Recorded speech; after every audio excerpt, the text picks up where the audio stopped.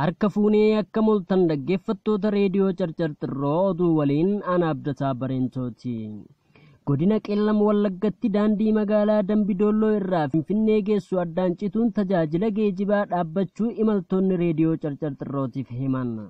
Akka namni reediyoo Carcarxirroo irraa dubbifne yaada laatetti daandiin Dambidolloo irraa ka'ee gara Finfinnee geessu guyyaa dheengaddaa irraa kaasee hanga kaleessa galgalatti tajaajila geejibaaf cufaa ta'uu himanii sababni daandiin cufameefis walitti bu'iinsa waraana wayyaanee fi loltoota ABO jidduutti geggeeffameen akka cufamee dhageenyerra jechuun dubbatan.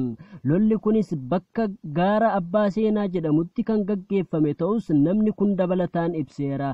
Itti fufiinsi namni kun lola waraana mootummaa fi loltoota ABO jidduutti uumameen namootni muraasni qabamuu ibsuun qeeroon naannichaa namoota qabaman akka gad lakkifaman dhiibbaa gochuuf daandii cufuu dubbateera.